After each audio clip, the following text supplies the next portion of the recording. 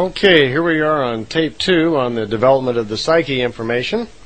And we were just finishing up on the other tape, and I was just beginning to talk about how certain kinds of thinking leads to disease, breakdowns, closed-mindedness, and so forth like that.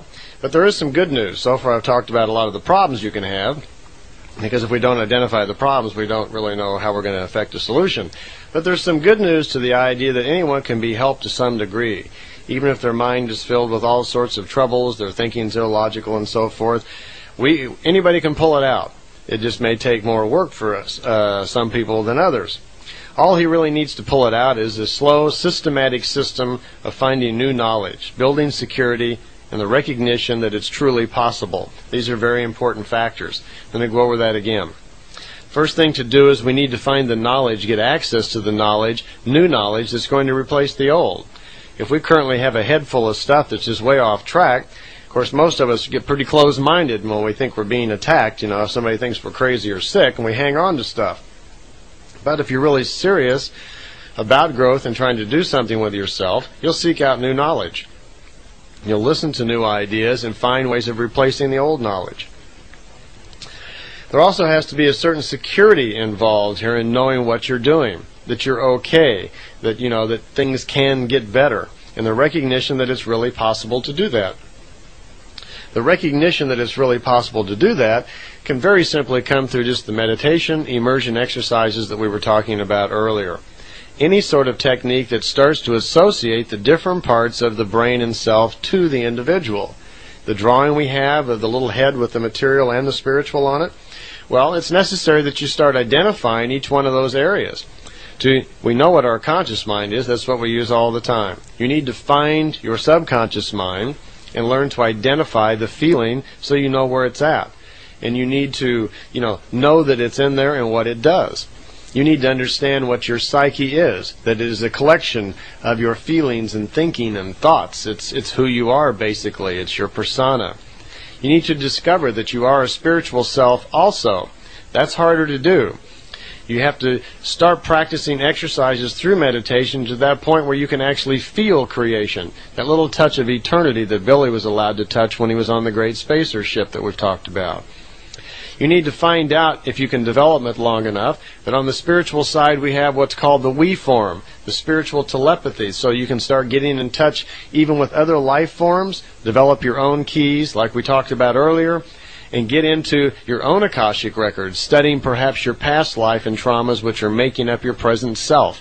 Quite often we carry forward trauma from previous lives which we're not aware is influencing who we are today. And if you feel that there's something in there, if there's obviously something about your character or personality which is preventing you from success, it may lie in these areas. Fortunately, most of the time it's nothing more than just not having the tools, the right equipment, the right understanding of how to develop force of thought, how to start controlling our own thinking. Life is really simply nothing more than just how you think. That's all it really is. So, what we need to do, if someone in that particular area where they need development, they're having problems getting going, we just need to give them a push in the right direction. And that, of course, is the purpose and the reason why I make tapes on this type of information. Some of the things I say may be helpful, some of them you might not have any use for. It's like any other information. But you need to find the things in here that are relevant for you and put them to use. If there are certain things that I say, certain passages that I comment on, certain ideas that I bring up that ring a bell, that ring truth with you, wear that tape out. Go over and over it again and again. Order a new one if you need to. Make a copy. But do whatever it takes to go over and over it until it makes sense to you and it provides you the answers that you need. So that's what I mean about pushing someone in the right direction or being an inspiration. Because you have to heal yourself. You have to fix yourself. Someone else can only give you the guidelines by which to do it. We can only feed you the knowledge.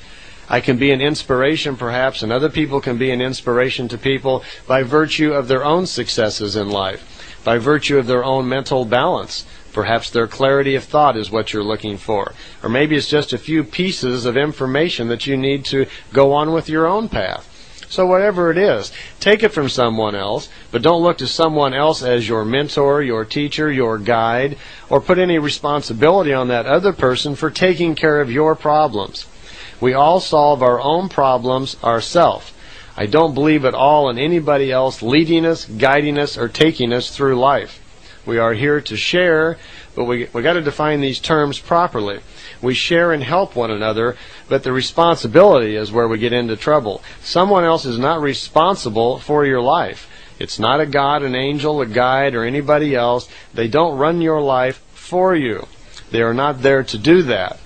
It is your responsibility to learn from the inspiration of these people, take the information, and develop yourself.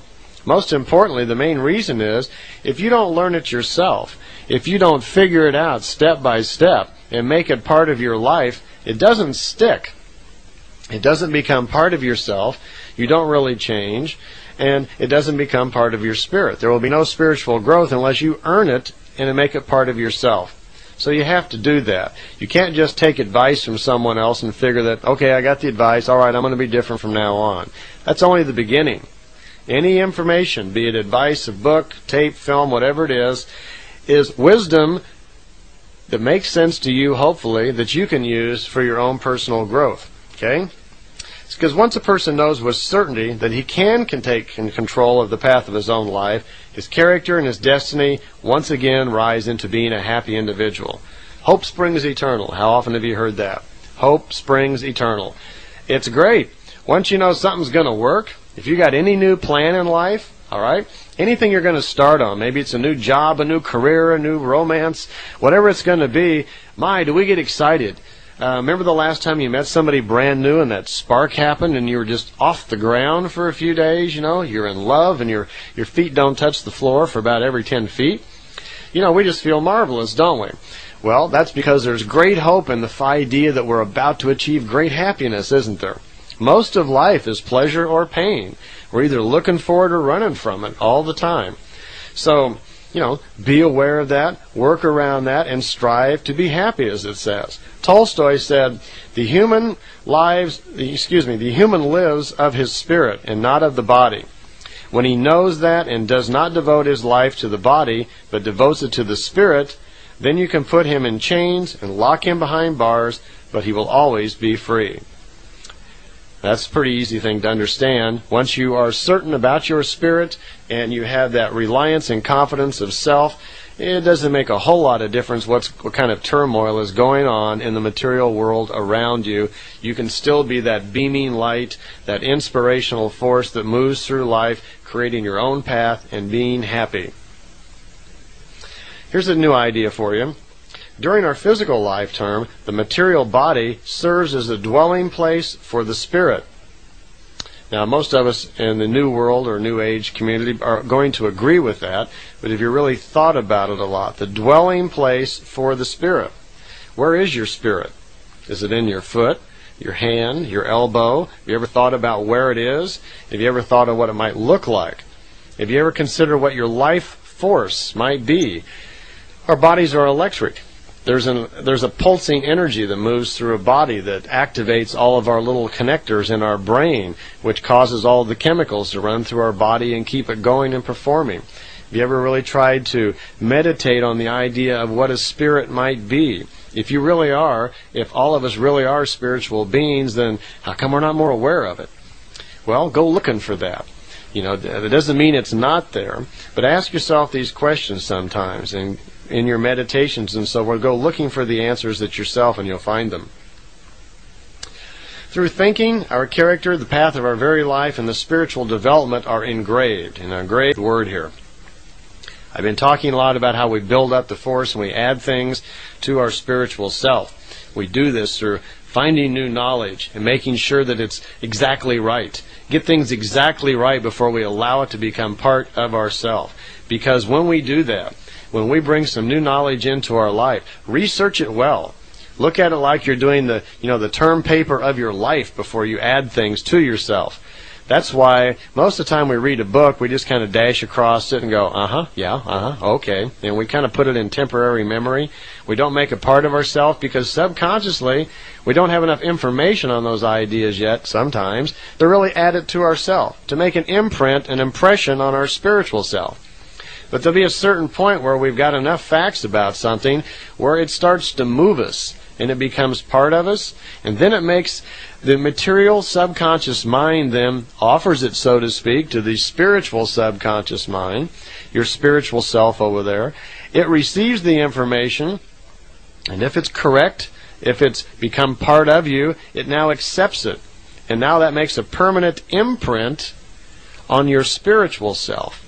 And your spiritual self, being the place where all of your accumulated wisdom from lifetimes reside, now moves forward. You've added something to the spiritual energy that not only created your material life, but the one before you, the one before that when there was a different personality, 5 lifetimes back when it was Larry or Bob or Nancy or whatever, and it will also be there for the next material life that some new personality will be using, which is you under a new personality. Think about that for a while. In other words, what you think and so forth becomes a permanent record, not for yourself and for those that are going to go beyond you, and it adds things to the universe itself. Your thoughts don't stop at your ears. They go out into the universe. And depending on if they're thoughts from the material conscious, they're short range on the planet. If they are spiritual thoughts coming from your spiritual self, they almost know no bounds at all, and they race literally through the universe on their own. So we do engrave ideas into our spiritual self. We want to be cautious of that. The power of thought first forms when it's first forming, when we come into the life and so forth, and when we're children. The power of our thoughts first form in ideas of good and evil, or good and bad. And then a will is imprinted and built up inside of our spirit about this is a good thing, that's a bad thing, and so forth. That's where it starts, when we start adding things to our psyche and to our spiritual self when we're young. This creates a will, and there's kind of an agreement then, a type of thinking between the spiritual self and the material self, and it starts deciding, well, this is a good thing, and that's a bad thing, and this is evil, and that's whatever, Seen in logical order, first the activity of thoughts must be installed before a will can be built up and imprinted for a deed to be accomplished. That means first you have a lot of little thoughts, and as you're accumulating information about something and forming all of your little thoughts, as you keep thinking about a subject, it builds up, it concentrates, and then it begins to be a force within you. It's just like my simple analogy earlier of the woman going shopping. All week long she's thinking about buying those shoes, and by Friday she is into it, and Saturday she is off to the mall. She put a lot of energy into that.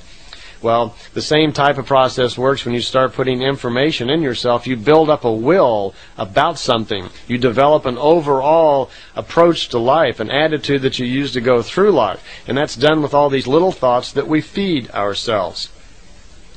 Once there is imprinted in the spiritual will, a deed is possible. A newborn baby can't make a decision on buying a new car, has absolutely no information about that. But as he grows up and learns about different things and knowledges, eventually someday he will have enough knowledges which will allow him to make a good decision on buying a car, we hope. Okay? Well, without the knowledge, without all the little thoughts, the will would have never, grown up. If a person has to go buy a car and knows nothing about it, then they have to make the decision based on other factors. If they first study and learn all about cars and so forth, then they make a much more logical decision and a better buying decision when they go to get it, right? So, very simply, get educated before you start feeding things to yourself. Be careful what you feed your spirit. Most importantly in this new age, be careful with some of the information that's flying around. People are making all sorts of claims these days about this, that, and the other, and quite a bit of it I don't believe at all. There are very few people in the New Age community, I think, that are really on target that are saying it correctly. Now, I know most of them mean well, and a lot of them are my friends, but that doesn't mean that I agree with them. I think too often people get overexcited to say, to be, to express or whatever, without clearly thinking through what they're really doing to themselves and the people around them. Thoughts, remember, also put will in motion. When you've made a lot of small thoughts and created this strong will, this attitude about something, then from that point on it's easily triggered. It is not true that the will puts